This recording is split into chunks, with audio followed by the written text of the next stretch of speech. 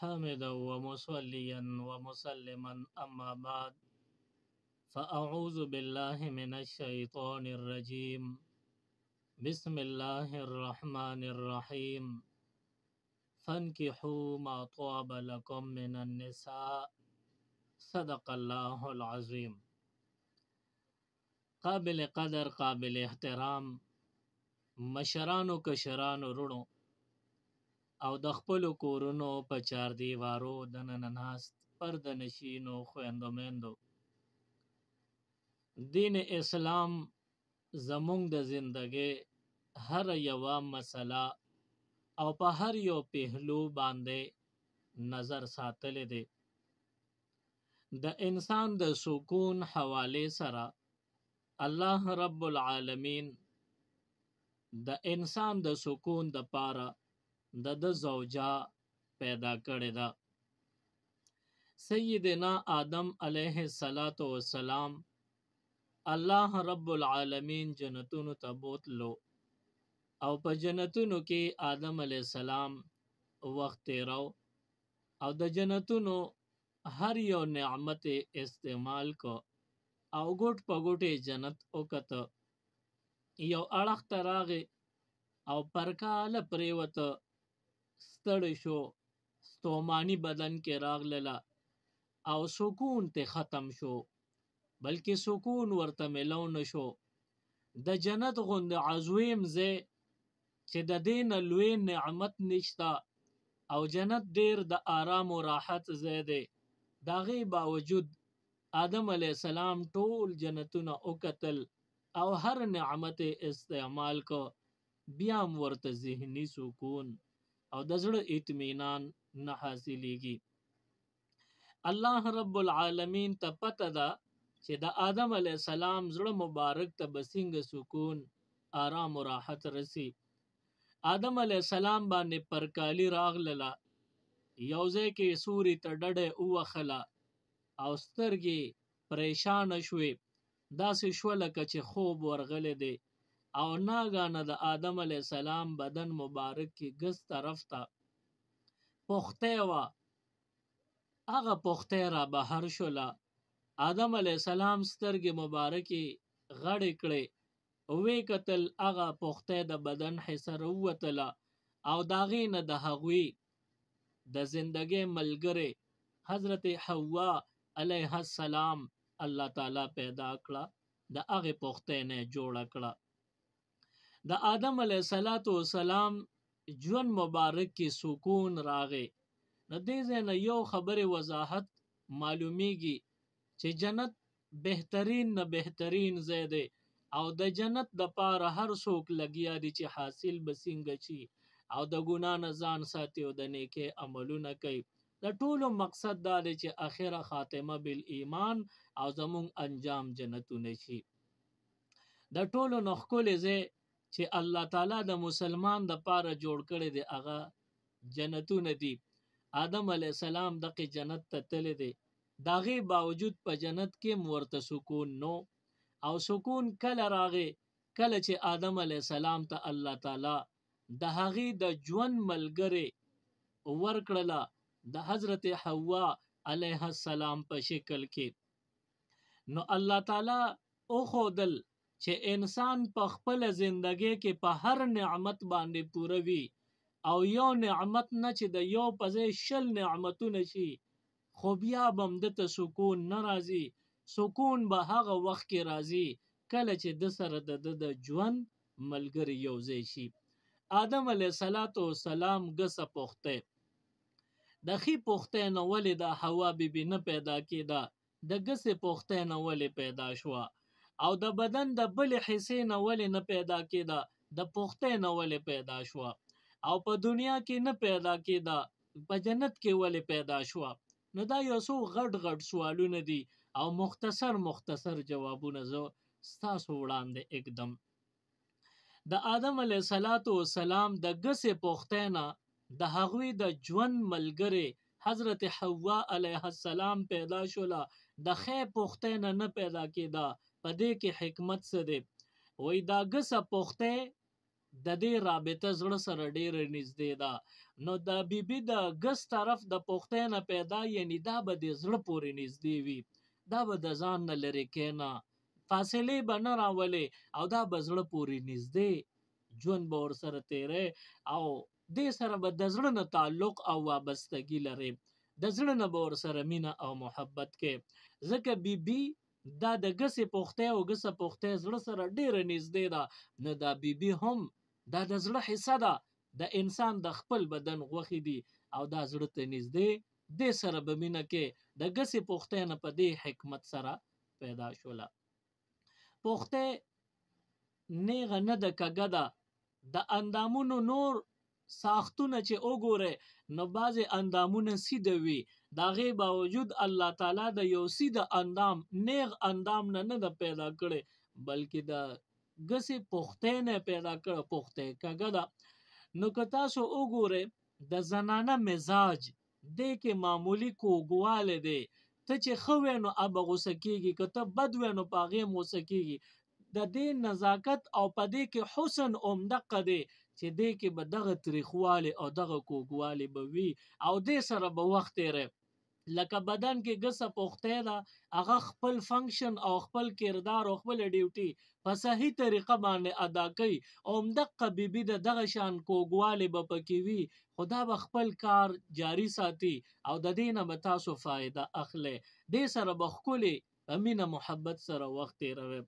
او کوي چې د کږې پختې نه پیدا ده، نو دا خو کږه نه ده پکار، نو ستا په بدن کې کږه پختې لګېدلې، نو هغه دې وستې ده چې هغه نه وباسې، او بیا هم د زړه د خوا نه لرې کې. او همدغه شان دا بیبي په دې کې کوږوالی به وي، سخوالی به وي، غوسه به پکې وي، ډېر خراب خویونه به پکې وي، خوړه پورې به دې کلک او نږدې ساتلي وي، دړه نه به نه اخوا کې. دا ستا د ژوند د سکون راوستو ملګری ده. او بیا بیبي په دنیا کې نه ده پیدا شوې، حضرت حوا علیه السلام په جنتونو کې پیدا شوه. نو دې کې اشاره دې طرف ته ده چې انسان د کم نعمتونو دپاره لګیا دی چې ماته د جنت ملو شي، زه دې په راحت کې شم، د جنت عیش و عشرت ماته ملو شي، د جنت نعمتونه ماته ملو شي. نو د هغه جنت نه دوه څیزونه راغلي دي. یو حجر اسود دی چې د هغې ښکلولو پسې او د هغې دیدار پسې او هغې له لاس اوړو پسې ته څومره کوششونه کې، د هغې دپاره حج او عمرې سفر کې، خپل کلی وطن پرېږدې، خپلې پیسې لګې، د هغې یو کاڼي دپاره چې هغه د جنت نه راغلی دی.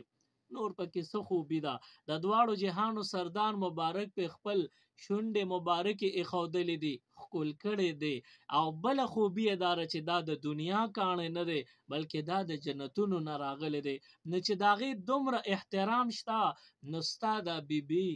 دا د دنیا نه ده راغلی، په دنیا کې نه ده، بلکې د دې شروع او پیدایش دا په جنت کې شوی دی. نو د جنتي کاڼي حجر اسود څومره احترام دی، نو ستا بیبیم د جنت یوه نښه ده، د جنت یو نعمت دی، د تسکین او سکون سبب دی. دا دنیا ته راغی نو دې سره ښکلی وخت به تیری، سکون به حاصلې، خپله پریشانی به پې ختمې، تا ته به سکون، آرام و راحت ملاویږي. عرض مې دا کو چې انسان ته الله تعالی د سکون دپاره د جنت نه نعمت را لېږلی دی، او هغه نعمت د زوجې په شکل کې دی. نو انسان به خامخا که هغه مسلمان دی او که د بل مذهب سره تعلق ساتي، دی به خامخا سکون په زوجه باندې حاصلی. خو بیا چې مسلمان دی، نو شریعت دته طریقه ښولې ده چې په هغه طریقه باندې دې سره نکاح وشي، او دا خپلې زندګۍ ملګرې جوړه شي. او کفار دي نو هغه خو د اسلام نه خبر نه دي، او د الله د احکامو نه آزاده زندګي تیری. نو موږ او تاسو به د خپلو بیبیانو دپاره د حقیقت چې کوم د اسلام چې کوم احکام دي، هغه احکام به فالو کوو، په هغې باندې به مونږ عمل کوو. نو دین اسلام مونږ او تاسو ته حکم کړی دی، او دا فطرت هم دی چې انسان به خامخا نکاح کوي.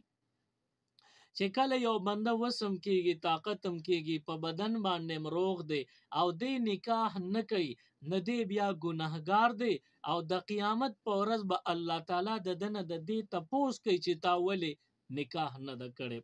نو بعضې وخت کې نکاح کول فرض وي، کله واجب وي او کله عام سنت طریقه وي. نو بهرحال نکاح کول، واده کول، یوه بیبي ځان له په نصیب ګرځول او هغې سره زندگی تیرول، دا اسلامي عمل دی او دا عبادت دی. بیا چې مونږ او تاسو د نکاح انتظام کو، نو په دې کې بیا څلورو خبرو ته خلک ګوري. حضور نبی کریم صلی الله علیه وسلم فرمایلی دي تنکح المرأة لاربع، زنانه د څلورو خبرو په وجه باندې په نکاح اغشتې کیږي. لمالها، یا خو د جنې سره نکاح په دې وجه کوي چې دا ډیره مالداره ده.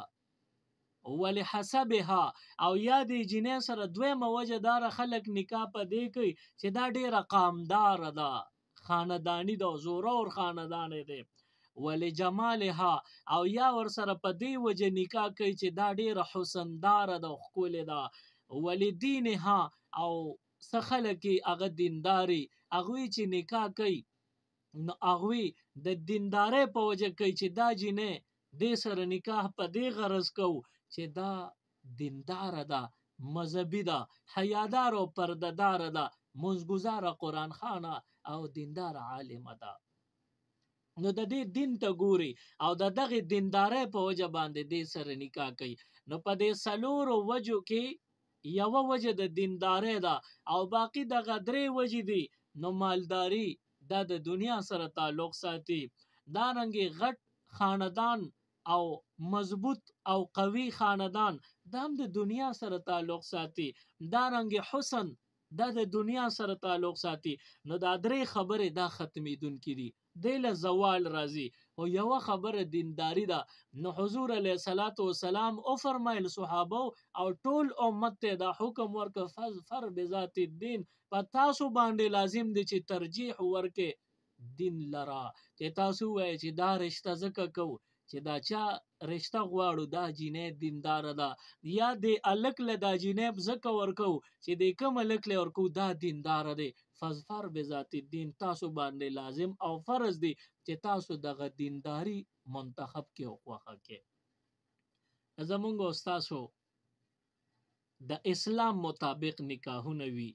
ځکه مونږ مسلمانان یو، د پیغمبر علیه السلام ټولې طریقې په خپل عمل کې راولو. اکثر خلک د نکاح نه منکر وي، هغې سره به دوکه شوي وي، هغې سره به مختلف رویې بدلې شوي را بدلې شوي، د هغې په وجه هغه خلک د نکاح نه بالکل منکر دي. دغه ټول خلک عند الله ګناهګار دي. پیغمبرانو ټولو نکاح کړې ده د الله تعالی د طرف نه، چې څومره پیغمبران الله تعالی مقرر کړي دنیا ته را لېږلي هغه ټولو نکاح کړې وه. صرف یو حضرت عیسی علیه السلام دی او بل حضرت یحیی علیه السلام دی، دوی نکاح نه وه کړې. نو یحیی علیه السلام خو بالکل هغه داسې مزاجو چې هغه خالص عبادت کې به لګیو او بالکل هېڅ ته به هم توجه نه، صرف الله ته توجه، او هغه د نکاح داسې ګڼله چې په دې هسې نه زما په عبادت کې خلل راشي. نو حضرت یحیی علیه السلام نکاح نه ده کړی او حضرت عیسی علیه السلام نکاح نه ده کړی. خو د عیسی علیه السلام په باره کې دي چې هغه ژوندی دی، په اسمانونو کې دی، را نازل بشي، دنیا ته به راشي او بیا به دې دلته واده وکړي او د عیسی علیه السلام واده نه پس به بال بچه‌داریم شي، بچي به هم پیدا شي. نو معلومه شوه چې څومره پیغمبران الله تعالی دنیا ته را لېږلي وو هغه ټولو نکاحونه کړي دي. نو یو مسلمان دپاره جایز نه دی چې دی د نکاح کولو نه انکاري شي، دا د ګناه عمل دی. د نکاح کولو نه انکار دا ګناه ده. بیا چې مونږ رشته کو نو بیا به د خپل، چونکې زه به پلار یم او زنانه به مور وي، یا یو نارینه هغه پلار دی او یو زنانه یې مور ده، نو دا مور پلار مونږ به ځان د خپل مور پلار په ځای باندې ودرو او مونږ به دا سوچ کوو چې نن مونږ د خپل بچو د رشتې فیصله کوو. نو زمونږ په معاشره کې د یو څو خبرو کوتاهی دي او د یو څو خبرو کمی دی او زمونږ مسلمانان هغې نه بالکل ناخبره دي. یو خو مونږ مسلمانانو کې ضد ډیر زیات دی. خپله فیصله چې کوم هم واوروله مونږ هغه فیصله لازمي ګڼو او هغه د قرآن ټکی ګڼو او پاغي باندې پرزور عمل کولو تلقین کو چې دا زما فیصله ده ته په خامخه عمل کې.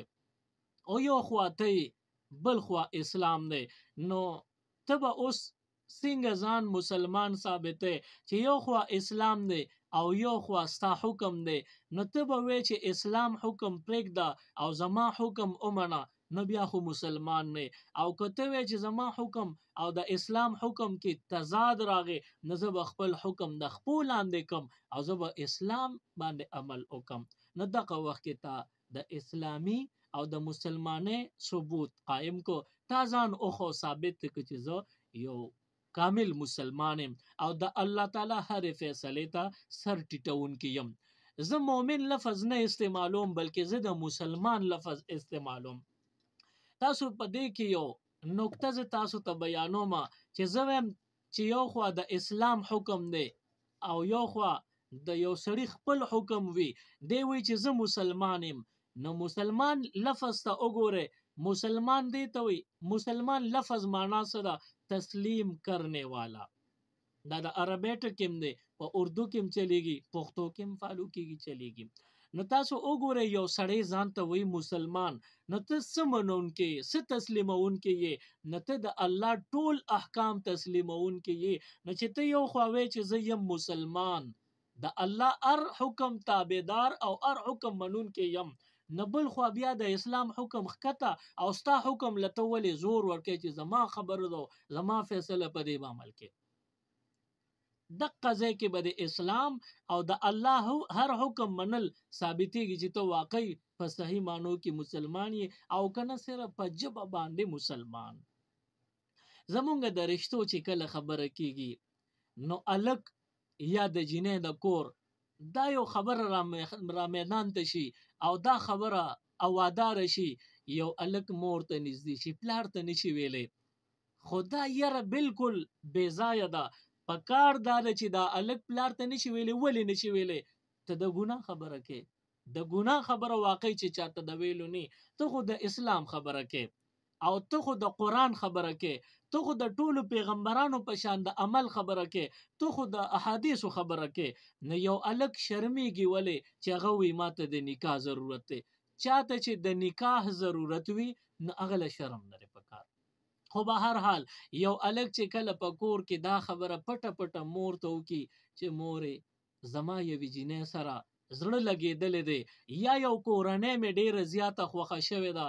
نو دا مور ورته وي چې توبه وباسه او په خوله لاس کېږده او دا خبره دې ما ته وکړه خو پلار ته ونه وایې ګنې داسې داسې به دې کي. دې مور خو وایي چې زه مسلمان یم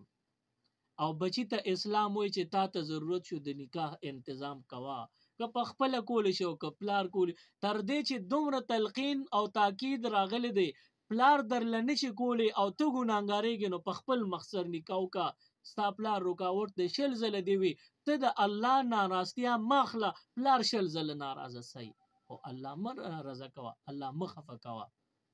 نو بیا دا مور دا بچی ویروي پلار ته دا خبره ونه کړي. دا بچی بیا تپوس کوي مورې داسې څه پکې دي؟ وایي ته لا ماشوم او ته به ځان له په خپله رشتې خوښې. نو دا څومره ده اسلام خلاف خبره ده چې الک بلوغ ته ورسید د هره فیصله قابل قبول وي، شهادت یې قبلیږي، نو ځان له رشته به ولې تاسو نه قبلوئ؟ عمر د بلوغ ته رسیدلی دی او بنیادی حق دی بغیر د نکاح، دا فطرت نه دی، دا خلاف فطرت دی. نو ته به دې ډېر ایساره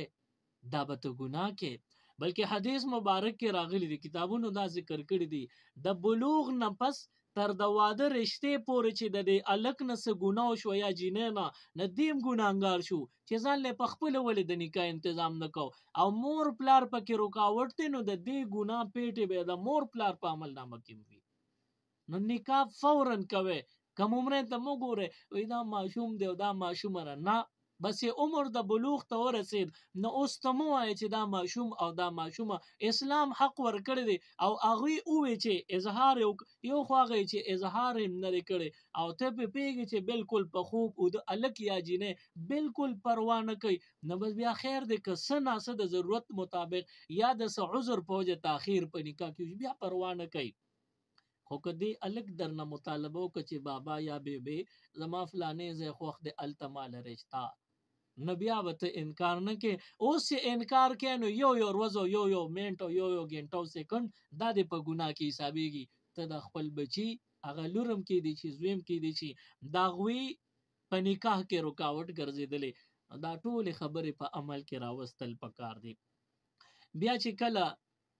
الک دا خبرو کې الک ډیر زیات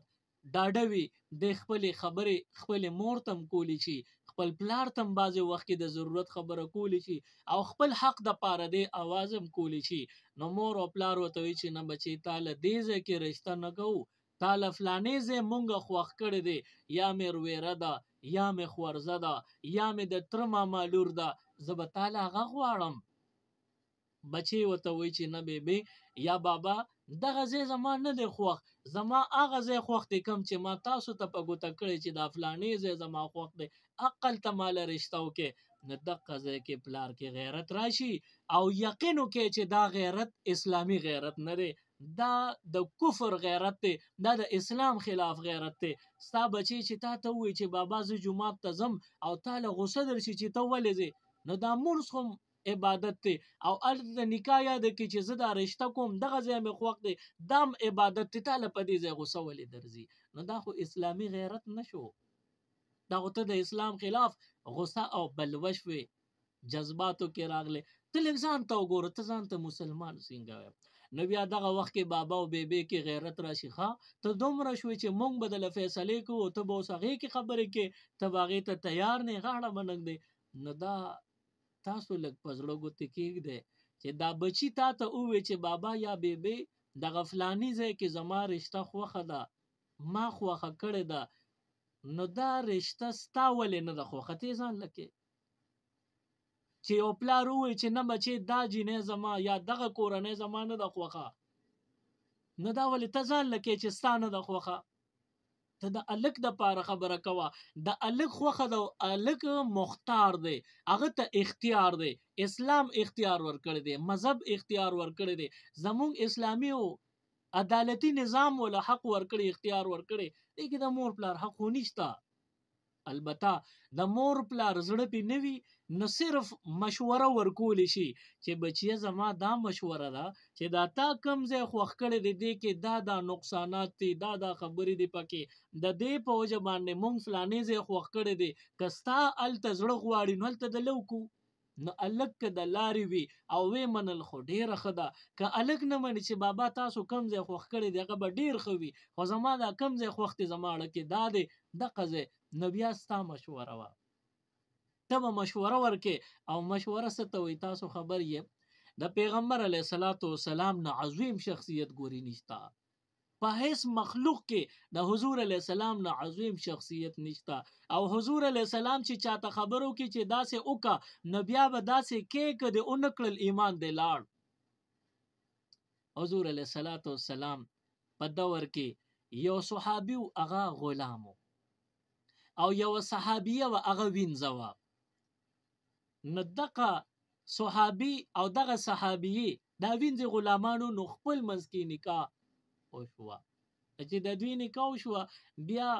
خو دا الک ښکلې نو د رنګ نه داسې و چې د جینۍ زړه ته نه پرېوته، وخت یې ورسره تېره. خو مسله دا وي چې کله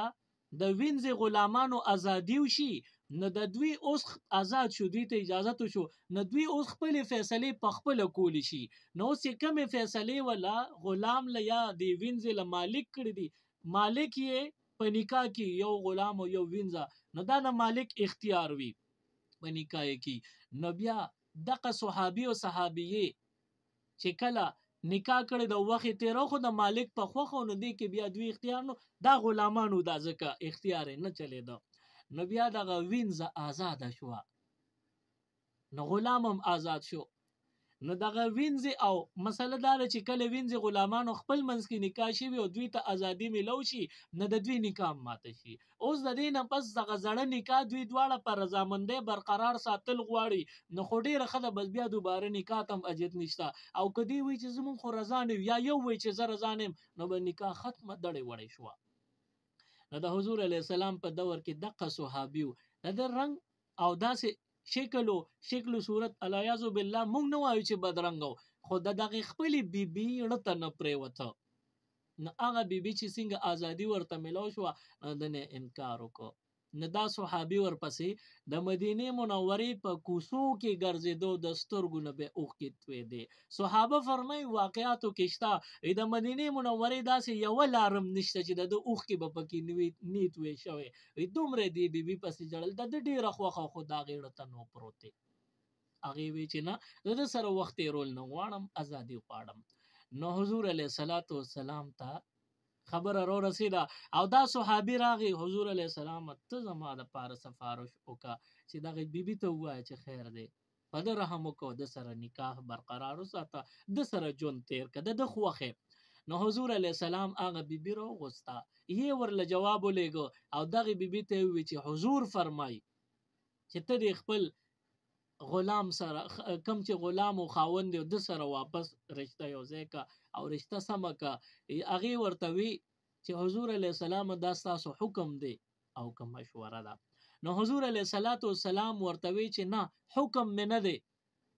نو دا بیبي ورته وی چې د الله محبوبه که دا ستا حکم وی نو زه به زر ټوټې شوی وم خو ما به ستاسو حکم منلی و دې سړي سره به ما واپس کور کړی و سم کړی به مې و د سره به مې ژوند تېره او قبول کړی به مې و خو ستاسو مشوره ده او د مشورې خو دا قانون چې زه ړه غواړي نو بیا منم که ړه مې نه غواړي نو تاسو خفه کېږئ ما حضور علیه السلام ورته وفرمیل زما حکم نه دی زما مشوره ده نو د مشورې په وجه باندې هغه بیبي ښځه د الله محبوبه تاسو مشوره راکړه خو زه پې عمل نشم کولی د دې په وجه باندې هغه د حضور مشوره هغې پې عمل ونه کړ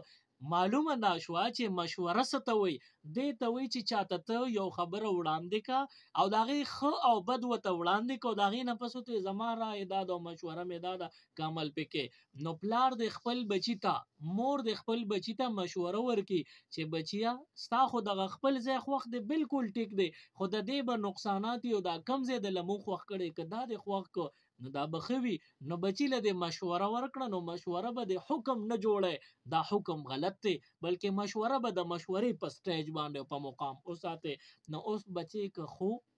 او خبره په دماغو ولګېده نو تا ته به وایي ټیک ده بابا ما خپل انتخاب پرېښودو او ستاسو کومه مشوره دا مې قبوله کړه او که بچي درته ووایي چې بابا تاسو کوم ځای مشوره راکوئ هغه بېشکه چې بخي خو زما اړه دلته لګېدلی دی او زما مجبوري ده نو بیا پلار مور ته حق نشته چې اوس غوسه شي او جذباتو کې راشي نو دا خو مونږ خبره د الګ وکړه د جینۍ بسې کېږي نو الګ خو بیا هم خبره وکړي په خولې باندې راشي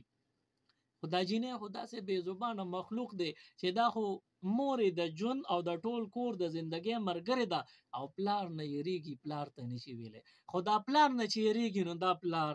غلطی کړی دی چې ستا لور نه تا دومره زړه ویستی دی چې د هغې انتخاب اتا ته نشي ویلی تا ته دا د غیرت منافی او د غیرت خلاف کار ښکاري یقینو کې دا د غیرت خلاف کار نه دی دا د لور نه زړه ایستی دی او دا هغه دور جاهلیت ته تللی چې هغې به هم د لورو نه زړه ایستی و د زنانه ذات نه اړه ایستی و چې ته هم خپله خبره لا کې خپل حق به هم غواړې لا دا اسلامي کار نه دی لور له دومره ډاډ او زړه ورکه چې د هغې د زړه خبره خپل پلار سره مخ په مخې بدتمیزي مونږ نه وایو چې پلار سره وکړه یا مور سره بدمزګي او خرابه لهجه داسې نه بغاوت نه او کم از کم لور له دومره زړه ورکه چې دا لور ماشومه راپاسي او تا ته وایي بابا زما په دې ځای زړه دی یا مې زړه نه دی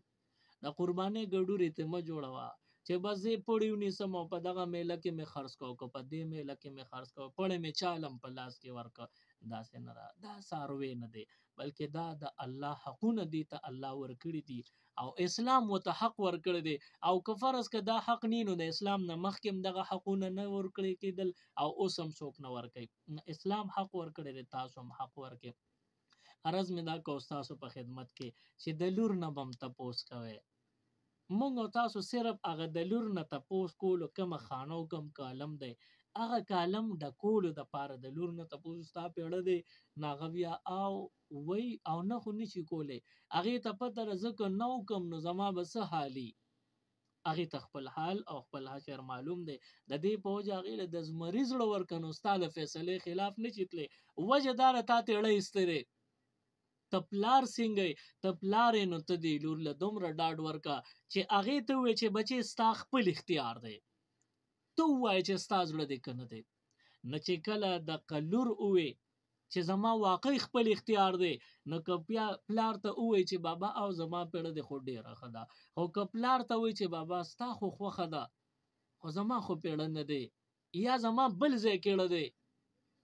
نو پکار دا ده چې پلار له غصه او غیرت رانه شي بلکې پلار د خوشحاله شي چې زه یو داسې مذهبي شخصیت یم چې ما د خپلې لور داسې ذهن سازي کړې ده چې نن هغه ماته د خپل زړه خبره بالکل کولی شي بالکل آزاد راته کولی شي شرمېږي او ججک پکې نشته شرم پکې نه بلکې صفا خبر راته کولی شي خپل حق دپاره اواز پورته کولی شي نو داسې تربیت د بچو او ځان نه داسې بو بلا جوړول نه دي پکار او که لور درته ووایي چې بابا زما پیړه نه دی او ته بیا غوسه کېږي نو بیا زه تاسو ته تیر بیان کې ما ویلي دي او نن تاسو ته وایم خبره به یا مناسبي یا بني خو بیا هم فایده به ضرور وي عموما یو هلک وي هغه یو ځای کې رشته خوښه کړې ده او پلار مور په خپله فیصله مسلط خپله فیصله د سر د پاسه ورلس وره کړه وایي دا تا چې کوم ځای خوښ کړی دی دا نه منو او مونږ چې د لکم خوښ کړی ستا به یو سترګه خاندي او به جاړي همدغه ځای کې به تاله نکاح کوو هلک مجبور شو او د خپل حق دپاره اواز ونه کړی شو نو دی مجبور دی او د له تاسو واده وکړو د هلک په خوښه نه د مور پلار په خوښه رشته وشوه د دې هلک او د دې جینۍ زندګي یاد ساته کلم نه سمیږي د دې هلک په زړه کې دا دي چې دا یو پردی ښځه ده دا هلک د زړه نه دا نه قبلی اوس په دغه کور کې جنګ جګړې جینۍ وایي زما خاوند هر چا سره ناست دی خپلې مور خور نه تاویږي خو ما طرف ته د ښځې نظر نه کوي بالکل را سره سمه رویه نه کوي نو دا د کور نه تنور او اور چا جوړ که تا غلطه فیصله ولې کړې ده مونږ وایو که نه چې قانون یې لاس کې واخیسته همدغه شان تام اسلامي قانون په لاس کې اخیستې خامخا به اوس تا ته به داسې کېږي کور به د سکون نه خالي کېږي وجه دا ده چې د بیبي سره سکون تړلی شوی دی هغه سکون خو ته دله نه ورکې سکون د ده په هغه بیبي کې کومه بیبي چې دله الله په خوښه کړې وه او د ده په زړه کې اچولی د رشتو په باره کې یو خبره تاسو ته کوم چې کله رشته یو هلک یا جینۍ خوښه کړه نو دا ګورې د الله پاک د طرف نه دې ته دوه لفظه ویلی شي القا او الهام دا د بره طرف نه دماغو کې او داسې راشي زړه ته د الله فیصله راشي چې ستا لپاره مې دا ځای خوښ کړی دی ځکه زمونږ رشتې ګورې مخکې شوي دي زمونږ د پیدایش نه مخکې نو اوس به د چا رشته خپل ملګري سره څنګه په دنیا کې کېږي نو دا هلک یا جینۍ ته القا وشي دماغو ته یا زړه ته واچولی شي نو ستاسو دماغو ته خو القا نه ده شوې چې ستا د زوی او د لور رشته فلاني ځای کې خو د هلک او جینۍ ته هغه اطلاع القا او الهام شوی دی د الله فیصله ورته معلومه شوې دا د الله د فیصلې مطابق هلک یا جینۍ آواز وکړه چې زما رشته فلاني ځای کې په کار د مونږ انتخاب کړی دی که د مور پلار په خوښه نو خو ډېره ښه ده که د مور پلار په خوښه نه وه نو بیا دا رشته ناکام واله د ړومبۍ شپې او د ړومبۍ ورځې نه دا رشته د ناکامۍ سفر شروع شو یو نه یو ځای کې به دغه ګاډي ودرېږي او تماشه به جوړیږي دواړه خاندانونه به یو بل سره کراس کېږي دی به جنګ جګړې هم کوي دشمنو ته به هم خبره ځي نو تاسو چې رشتې کوئ نو د هلک نه تپوس کوئ او هلک چې کله ووي نو بیا به د هلک په خبره خامخا عمل کوئ یو خو هغه چې ته هلک داسې خاندان یا داسې ځای کې رشته خوښه کړي چې هغه ستاسو د قام قبیلې سره کله جوړ نه راځي ته پې بدې ښکارې هغه جینۍ باندې یا هغه جینۍ داسې ځای خوښ کړي چې هغه هلک ستاسو په قام قبیلو په نسب د ناستې نه دی ستاسو د ناستې قابل نه دی او د دې جینۍ خاندان ترونه ماماګان پې بدې ښکاري دیني عیب وي پکې نو بیا به دغه رشتې خیر دی مه قبلوئ د بچو خو چې کله پکې اسلامي نقصان نه وي دیني بدیت پکې نه وي نو بیا خیر دی دا همسیال دي ټول یو شان مسلمانان دي بیا رشتې خامخا کوئ او اکثر زمونږ دا یو سوچ دی چې کله جینۍ آواز وکړي چې زما فلاني ځای کې رشته خوښه ده هلک خو زه ووی او دغه ومنلی شي او نه منلی شو، خو بیا ما تاسو ته ومنلی شي نو دا د الله پاک د طرفه القاء او الهام دی. نو ومنلی شي نو زه مور پلارم کور د سکون ډک آرام راغی. او که فرض که اونه منلی شي نو دا لږ کور اور وي، تنور وي، او د جینۍ زندگی دې هم تباه کړه،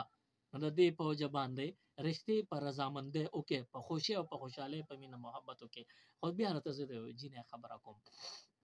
عموما چې کله جینۍ ووایي چې بابا یا بیبي زما فلاني ځای کې رشتې انتخاب دی او زما زړه ته پروتې دي، دا خلک مې خوښ دي یا دغه کم الک ما خوښ کړی دی، نو دغه کې اسلامي څه نقصان او عیب نشته، خراب الک بد چلن بد کردار نشي وغیره نه دی. نو بیا د دې جینۍ د دې رای او د دې مینې احترام پکار دی او دغه رشته فوري تور کول پکار دی. که فرض که دا رشته اونه شو، جینۍ ته مور پلار ظالمان شو او خپل فیصله ولا په سر سوره کړه چې نه ستا به کله منلی چې مونږ چې کومه خوښه کړې د هغې له ورکو تا، نو دغه جینۍ خو د قربانۍ ګډورې چې په چا باندې خرڅۍ پړې چاله لاس کې ورکې او که چاله لاس کې ورکې، بس دغه جینۍ نه خو د قربانۍ ګډورې جوړ شو، خو زندگی دې ورله تباه کړه. دا به شپه په کم کور کې کوي، ذهن به هغه کور کې نه، ذهن به هغه کور کې کم کور کې چې دې رشته خوښه کړې ده. نو د دې جینۍ هم کور تباه او زندگی هم تباه او د دې الکم کور او زندگی تباه. نو تاسو ولې داسې کوئ؟ دا خو د اسلام احکام دی، په دې عمل ولې نه کوئ؟ پیغمبر علیه السلام داسې کړي دي. حضور نبی کریم صلی الله علیه وسلم با کور کې یو پرده زوړنده کړه، د کمی لور رشته چې بکیدا نو لور به شرمېده، پلار ته خو به نه شو ویلې او میندې ګورې وی نه، بس دغه نورې میره میندې وي، د حضور علیه السلام نورې بیبیانې وي. نو بعضې وخت کې به د بیبي په ذریعه د خپلې لور نه تپوس وکړي چې لورې ستا رضا ده که نه ده، هغې به او یا نه وکړل، خو یو پرده به یې ځوړنده کړه،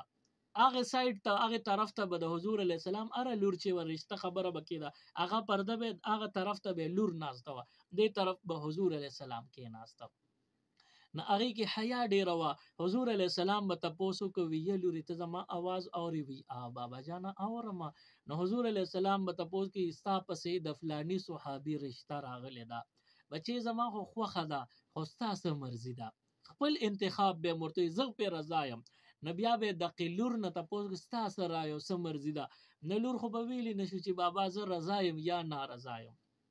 نو دغه نښه ورته کتاب لیکلی دي چې هغه پرده به هغې طرف نه لور وخوځوله، پرده به وړقېده، نو د دې به دا نښه وه چې دا لور مې په دې رشته رضا دړی دی پې، او که پرده به نه ړقېده مطلب او به نه خو چک به یې ورنه کړه، د دې به دا مطلب و چې لور په دې رشته نارضا ده. او حضور علیه السلام ګناه نه کوي، حضور علیه السلام د لور د رایې احترام کړی دی، خپله فیصله پرېښودی شي خو د لور احترام کوي او د لور په فیصله عمل کوي. نو موږ به هم داسې کوو. او بیا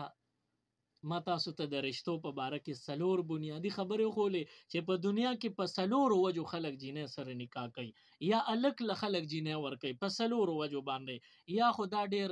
مالدار دي نو دا مال به ګورې لاړ شي او دا مال جینۍ له څوک نه ورکوي، او یا خلک وایي چې دا خاندان یې ډېر مضبوط دی، نو همدغه مضبوط خاندان کې جینۍ کې خو که لږ د معمولي غلطۍ وکړو نو همدغه خلک به راشي او تا نه به د بوس وسخې جوړ کړي، نو بیا به ته څه کوې؟ نو مطلب خاندان پسې مزه، زور زبردستی او قامدارۍ پسې مزه. بیا خلک وی حسن دی، نو که حسن ټول عمر وی خو ډېره ښه وه، نو حسن ټول عمر نه پاتې کېږي. کمې زلفې چې ته یادې دا به سپینېږي، کم رخسار چې ته یادې دا به چیپړ شي ګونجې به شي، کم سترګې چې ته یادې نو دا به ړندېږي، دې کې به نظر بیا نه وي، دې کې به ګلونه وشي، مختلف کارونه، یعنی ته چې کم سیزونو له ترجیح ورکې دقه ختمېدونکي دې له زوال شته، نه دې سیزونو له ترجیح مه ورکوه، بلکې آخري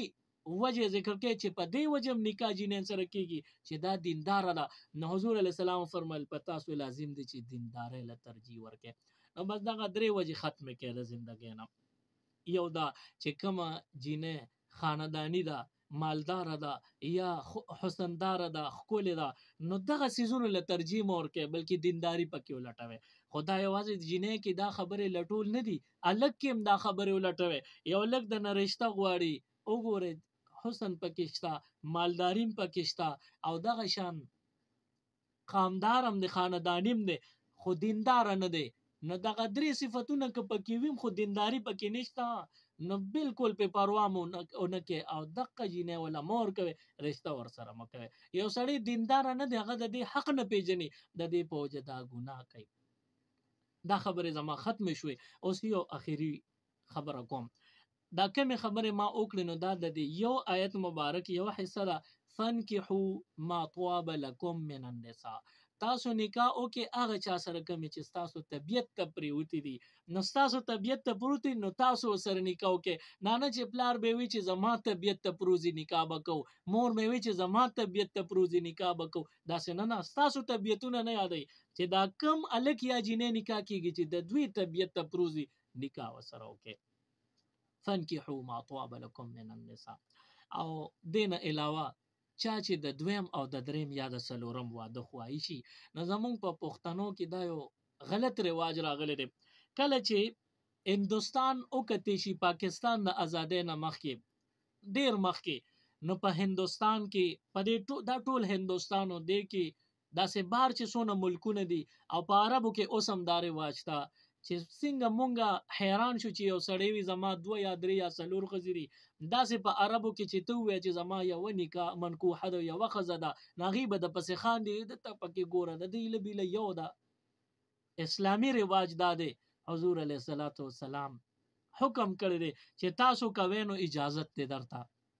نو 2 3 4 دې پورې حد دی تاسو دې سره ودونه اوکې. یو حدیث مبارک کې راغلی دی چې تاسو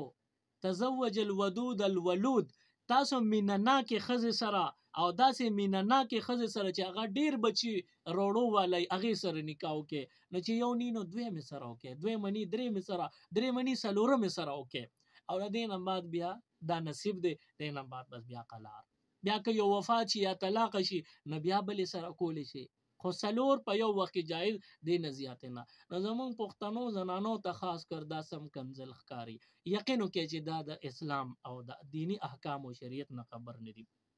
دینی احکام او اسلام اجازت کړی دی د حضور علیه الصلاۃ والسلام چې کله د نکاح په باره کې حکمونه نور راغلي نو خلکو بسلسل خزم ساتلې نکاحونه به کول. حضور علیه الصلاۃ والسلام ته چې کله د سلورو نه زیات بره پابندي په امت ولګیدا نو حضور علیه الصلاۃ والسلام حکم وکړ یو صحابي هغه راغی د الله محبوبه سلورو نه زیات من دي او دی وخت کې زما لس بی بیان په نکاح کې دي. حضور علیه السلام تو فرمایل وې دین شپږ طلاق کا او سلور ځان ته پریدا. نو بیا دا مسله راغله د الله محبوبه کم شپږ ته طلاق کم او کم سلور ځان ته پریدم. نو حضور علیه الصلاۃ والسلام تو فرمایل کم چې ستا ډېرې خوښي او د کم چې ته ډېر خوښي دغه ځان سره سلور او ساته او باقی چې دین طلاق کا. یو صحابي په دغه آیت نازلېدو نه بعد راغی او ته د الله محبوبه زما اته خزي دي اوس بس کوما. حضور علیه الصلاۃ والسلام تو فرمایل سلور ته طلاق کو سلور په نکاح کې وساته وی کم او ساتم کم پرېګدم وی کم چې ستاړه ته نږدې او تیمړه ته نږدې هغه پرېګدا او کم چې ډیر بچو والا دی هغه پرېدا او کم چې داسې دي نو هغه لګي اخوا کو طلاق ورکا.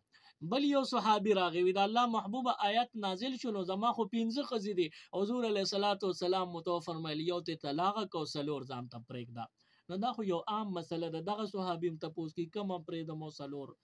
په نکاح او ساتم. حضور علیه السلام فرمایل کم چې تا ته سلور خوخي وي هغه ساته چې ډیرو بچو راړو والی هغه ساته باقی دغه یو خامخا اسلام حکم دی هغه پرېږدا.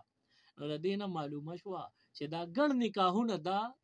کنزل ندي او خذل پکار دي چې په خپل فکر د خاوندانو د پاره وکي په دې معنی مخذل الله اجر او ثواب ورکي. ما ته پته دا داسې خبره زما اره خبره باندې ارسوک عمل کول ولادي او ارسوک په عمل ته تیار دي. خدا یو خبره ده چې کم زنانه ذاتن او زما دا یو خبره کلم نه مني او دا په بد لګي او دا وته کنزل ښکاری. خدا د الله احکام دي تاسو باندې خلګي یا بد لګي خدا الله احکام دي ار د ور د پاره نازل دي مونږ به تاسو ته خامخا وایو او زمونږ مقصد پکې دی چې دنیا ته د الله حکم ورسي د قیامت پر ورځ به دغه زنانه مو چې الله مونږ به کړی خو خبر نو چې هغه وخت کې بیا افسوس کوي نو مونږ د توای چې مونږ خبر کړی او تاسو تیار شئ او تکړه شئ او تاسو ضرورت پوره کړئ او په شریعت باندې عمل وکړئ. عموما داسې مونږ پرشتو کې ګورو بعضې الکانی هغې یو واده کړي وي او دویم کول غواړي نو اولنې ښځه مو ته اجازت نه کوي او د کور خلک هم ورته اجازت نه کوي، سقر خواښې هم ورته اجازت نه کوي، سسرال او داسې چې کم کور ته ورځي او وی چې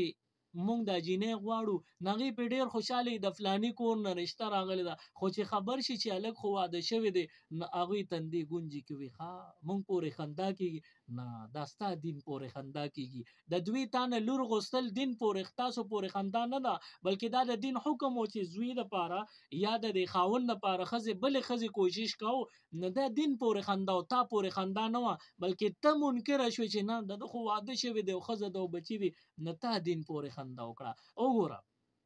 لور وله مه ورکوه که فرض که دغه سړی دینداره نه وي، مذهبي شخصیت نه وي، دین سره وابستګي نه لري، ستا په کور کې ستا په خاندان کې کینې او بدي پې ته ښکارې نو بالکل وله مه ورکوه، ستا لور په تا زیاتې نه ده او دا ضایع کول نه دي پکار. خو که سړی دینداره دی، قرآن خوانه دی، علماو سره تعلق ساتي، تا سره په مجلس کې کېناست او خلک په تا ښه وایي چې دا دومره ښه ځای کې دې رشته وکړه نو بیا دغه ځای کې رشته وکړه. دا خبرې ټولې خالص د الله د رضا ما ستاسو وړاندې ذکر کړې او په دې باندې عمل وکړئ. اوس د دې مثال زه تاله در کوم، پکار دا دی چې پلار د خپلې لور د رشتې لپاره پخپله د یو ښه سړي انتخاب پخپله وکړي. زموږ خو دا سوچ دی چې جینۍ کور به نه وایي چې د هلک له د جینۍ زما لور خور وغواړه، زموږ خو دا سوچ دی، خو دا په اسلام کې نو، د حضور علیه السلام په دور کې نو. حضرت علی رضی الله عنه څونه کشر دی، حضرت عمر فاروق رضی الله عنه ته ډیر زیات مشر دی. اوس د دوی خپل منځ کې عمر کې ډیر زیات فرق دی او د هغې باوجود د حضرت علی رضی الله عنه د 14 کالو وړه لور وه. علي رضی الله عنه راغی حضرت عمر فاروق رضی الله عنه ته وایي صاحب زما وړه لور ده او ته مې په دې دیندارۍ خوښې. حضرت عمر رضی الله عنه ډیر عمر رسیدلی، تقریبا 59-60 عمر کې دی او د 14 کالو لور حضرت علی ورکوي او ته وایي ستا چې دا څه عمل دی په دې مې خوښې، عمر ته ولې نه ګوري، صرف په دیندارۍ باندې ول خپله لور په نکاح ورکړه. حضرت عمر رضی الله عنه هغه په نکاح واغېسته. نو داسې خو شوي دي. او په دې نږدو وختونو کې د صحابو نه راپس نږدې وختونه دي، څونه چې وخت تېرېږي دا نږدې کېږي. د صحابو سره به یو عالم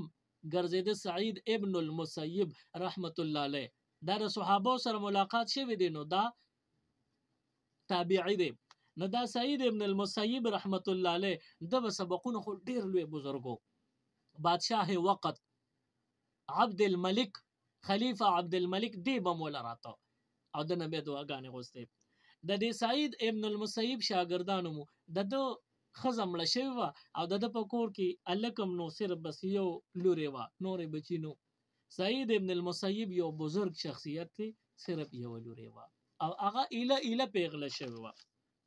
شاګردان به سبق له راتلل، یو شاګرد یو هغه 3 ورځې پرله پسې سبق له رانغې چوټي وکړو، په 4مه ورځ راغی. نو سعید المسیب رحمت الله علیه ته نه تپوس کوي چې شاګرده ته ولې 3 ورځې په چوټی وې، ما ته خبر نه کوم. نو دې طالب ورته وی چې صاحب زما کور والا بیبي مې وفات شوې وه، د هغې تعزیت ته مې خپل خپلوان به راتلل نو هغوی ته ناست وم، 3مه پوره شوه او نن دا دعا له رالم. نو بیا سعید ابن المسیب رحمت الله علیه شیخ او استاد دی، د شاګرد ته وایي چې زه خفه شوم چې تا سره داسې حادثه وشوه، ستا بیبي وفات شوه، بل واده کې. دا هلک ډېر نیک او دیندار او تقوادار و. نو دا استاد ته تپوس کوي بل واده کې.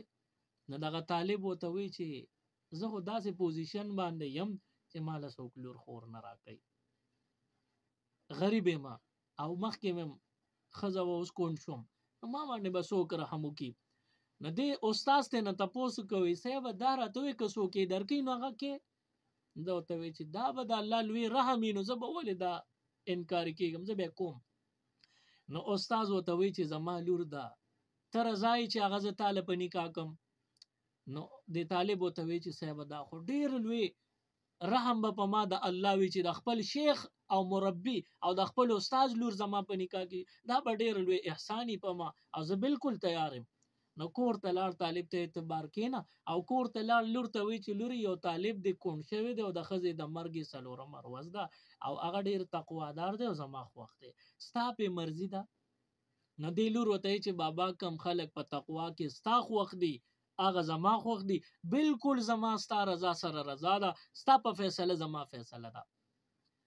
باروت دو درې ګواهان راوستل او استاد کینا شاګرد سره ایجاب او قبول شو. هر څه مختصر او هغه مقرر شو او طالب سره د استاد د لور نکاح په دقه سات او شو.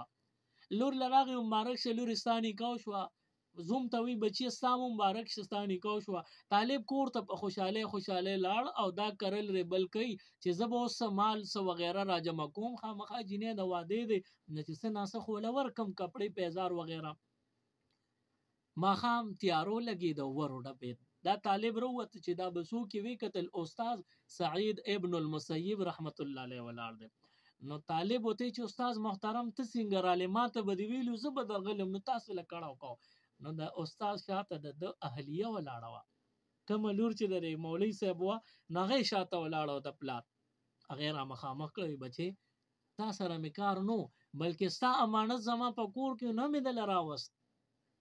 نو طالب خو کور پخپل خو خبرو گواهانم خبرو خو د طالب کور سره چې کوم گاونډیانو اغوینو خبرنګي به بدګمانیو کی چې د طالب ته ګورو جنې راوستله نظر د کوټې چت او خطو خلکو ته आवाज کوي خدای مخ نارینه ته روزه او زنانه مونږ کړه لاړ شي زمانی کو شو استاد زما اهلیه ما کړ راوستا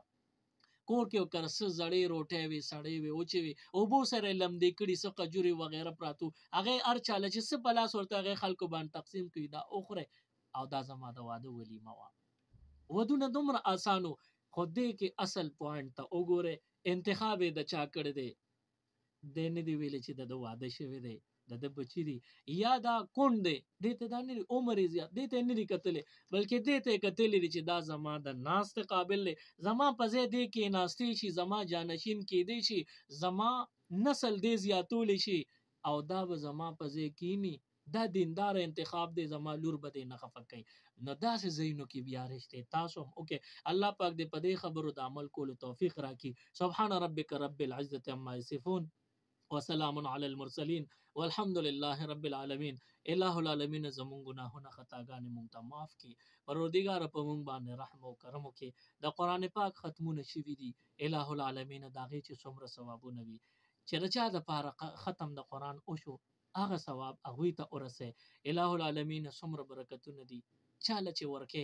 هر چاله ورکه او الہ العالمین چاته د رحمت ایسن کې هغه لم د رحمت ایسو کې زمون په حال باندې رحم او کرم وکړي. علیم بذات الصدور ذاتا زمون په زړونو کې څه پټ رازونه دي داغه نه ته خبردار زمون رازونو ته وګوره زمون جوړې زمون د رازونو نه ډک کې او زمونږ ارمانونه خواهشات شرعیه پوره کې د ګناه اراده نه لرو یا الله د ګناه نم لره او ساته